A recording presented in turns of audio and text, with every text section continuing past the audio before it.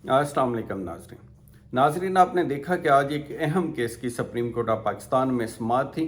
ये वही केस है जो फ़ौजी अदालतों के हवाले से, जिसमें फ़ौजी अदालतों को चैलेंज किया गया है, यानी कि सिविलियन का जो ट्रायल है वो फ़ौजी अदालतों में नहीं होना चाहिए। ये मेन नुक्ता है, जिसमें आपने देखा था कि एतजाज़ एहसन साहब ने पटिशन दायर की थी, जिसमें लतीफ़ खोसा साहब उनके वकील हैं। इसके साथ ही एक और पटिशन जवाद एस ख्वाजा साहब ने सेम नुक्ते के ऊपर दायर की, जिसमें भी उन्होंने फ़ौजी अदालतों को चैलेंज किया। इसी तरह से और भी दरख्वास्तें जो हैं वो सुप्रीम कोर्ट में सेम मौजू के ऊपर आईं, जिनको आज समाअत के लिए मुकर्रर किया गया। लेकिन आज मुख्तलिफ चीज़ ये थी कि जो हमेशा से मुतालबा था कि फुल बेंच बनाया जाए, जिसके अंदर सीनियर जजेस शामिल हों। हुकूमत का ये बड़ा देरपा मुतालबा था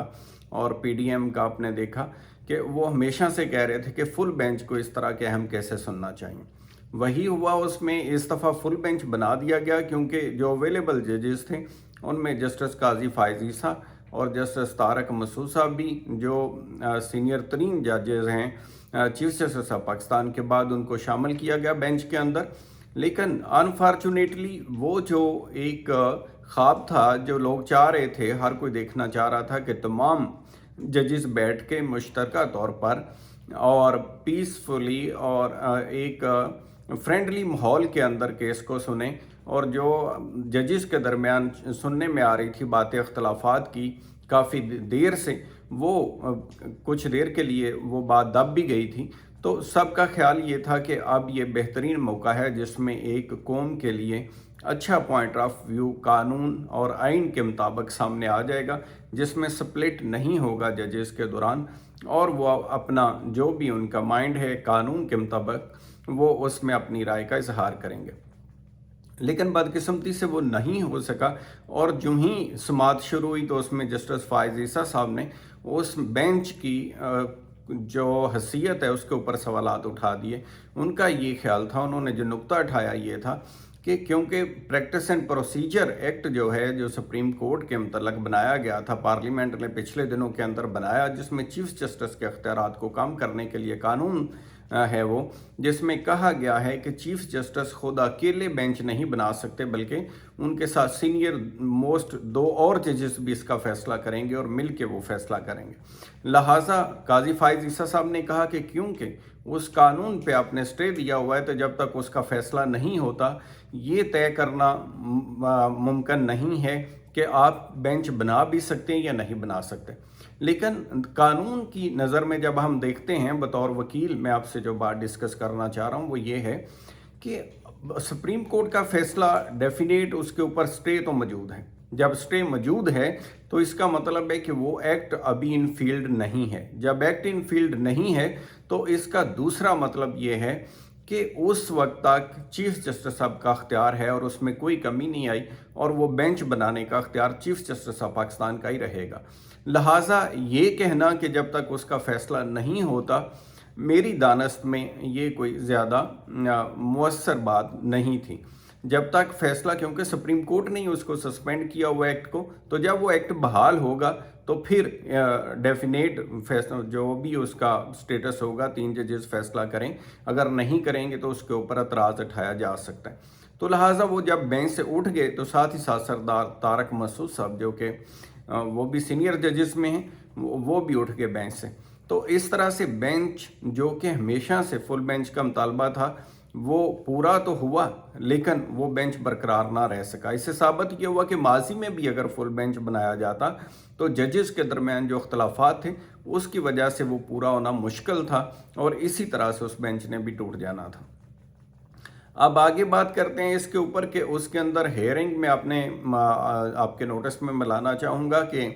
जो मेन नुक्ता था फ़ौजी अदालतों के हवाले से कि सिविलियन का वहाँ ट्रायल नहीं हो सकता, उसके ऊपर नोटिस हुआ, और साथ ही साथ बहुत सी दूसरी चीज़ें भी कि 9 मई में जितनी गिरफ्तारियाँ हुई हैं, जिसके अंदर वहाँ बताया गया कि ख़वातीन को गिरफ़्तार किया गया है, नाबालग बच्चों को गिरफ़्तार किया गया है। तो आपको मालूम होगा कि जो 18 साल से कम उम्र के बच्चे होते हैं उनके लिए जुवेनाइल जस्टिस सिस्टम है, बाकायदा अलग से कोर्ट्स और बाकायदा अलग से कानून मौजूद हैं। لہٰذا ان کو اس قانون کے تحت عام طور پہ ٹرائل نہیں کیا جا سکتا جس قانون کے تحت بالغ لوگوں کا ٹرائل کیا جاتا ہے۔ تو اس کے اوپر دوسرا اہم جو ریمارکس تھے چیف جسٹس آف پاکستان کے، وہ اس حوالے سے بھی تھے جس میں ان ناانصافیوں کے متعلق بھی انہوں نے ہائی لائٹ کیا، جس میں انہوں نے کہا کہ وکلاء کو گرفتار کیا گیا، ایک وکیل کو 6 دن کے لیے غائب رکھا گیا، دوسرے کو پکڑ کے تھانے لے گئے، ڈیٹین کیا اور بعد میں اس کو چھوڑا۔ اس طرح سے صحافیوں کے بارے میں بھی سوال آیا اور چیف صاحب نے ان تمام گرفتاریوں کے متعلق ڈیٹیل اور رپورٹ مانگ لی ہے کہ وہ تمام ڈیٹیلز دیں۔ اب ڈیٹیلز تو ڈیفینیٹ وہ آ جائیں گی، اب کل کے لیے اس کی ہیئرنگ ہے، لیکن سوال یہ اٹھتا ہے کہ عوام تو ڈیفینیٹ بہت زیادہ امیدیں لگاتی ہے، عدالت سے پہلے بھی لگائی تھی بہت زیادہ امیدیں، تو کیونکہ عدالت ہی ایک ایسا فورم ہے جس سے آخری امید لگائی جا سکتی ہے، کیونکہ جب بھی کوئی حکومت کی طرف سے ناانصافی ہوتی ہے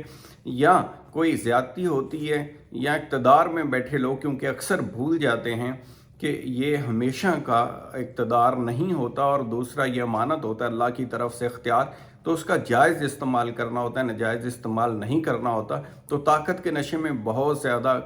سم ٹائم غلط اقدامات بھی ہو جاتے ہیں۔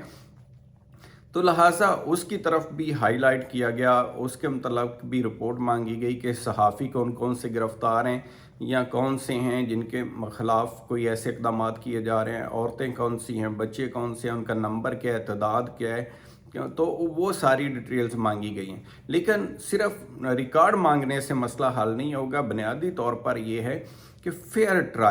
ٹرائل کا آرٹیکل 10 یہ ہے کانسٹیٹیوشن آف پاکستان میں، جس کو بعد میں 18ویں ترمیم کے ذریعے اسپیشل انڈکٹ کیا گیا تھا تاکہ ہر بندے کو حق حاصل ہو کہ اس کے وکیل تک رسائی ہو، ہر بندے کو حق حاصل ہو کہ وہ اپنا دفاع پیش کر سکیں، ہر بندے کو حاصل ہو کہ ڈیو پروسیس لا کے تحت اس کا ٹرائل ہو، تو اس طرح سے ہونا چاہیے۔ اب ہم دیکھ رہے ہیں آج بھی وہ عمر سرفراز چیمہ کی بیوی کے بارے میں خبریں چل رہی ہیں کہ ان کو بھی گرفتار کر لیا گیا ہے۔ اسی طرح سے یعنی عورتیں جو ہیں، جو سیاستدانوں کی عورتیں جو سیاست میں حصہ بھی نہیں لے رہی ہیں اور گھریلو خواتین ہیں، ان کو بھی اس طرح سے گرفتار کرنا، وکٹمائز کرنا، یہ حکومت کے لیے کوئی نیک شگون نہیں ہے اور نہ ہی اس کو اپریسیشن کہیں سے مل سکتی ہے، اور ڈیفینیٹ لوگوں کے اندر یہ نفرت پیدا کرنے کے مترادف یہ چیز ہوتی ہے۔ تو حکومت کو تو بجائے اس کے کہ وہ لوگوں کی حمایت حاصل کرے، یہ تو الٹا نفرت پیدا کرنے والے تمام اقدامات ہیں۔ تو نیڈ آف دی ٹائم کے اوپر یہی ہے کہ ہر شخص کے ساتھ انصاف نہ صرف ہونا چاہیے بلکہ ہوتا ہوا نظر آنا چاہیے، قانون کی حکمرانی ہونی چاہیے، اور چیف جسٹس صاحب کو بے بسی نہیں ظاہر کرنی چاہیے چیزوں کے بارے میں، بلکہ بہادری سے اپنی ذمہ داری آئین اور قانون کے مطابق ادا کرنی چاہیے، جو کہ اللہ نے ان کو اختیار دیا ہے، اتنا بڑا عہدہ دیا ہے، تو اس کے اوپر بیٹھ کے وہ بہادری سے انصاف کے مطابق فیصلے کریں، نہ کہ لوگوں کو صبر کی تلقین کریں۔ تو اپنا خیال رکھیے گا۔ Thank you so much.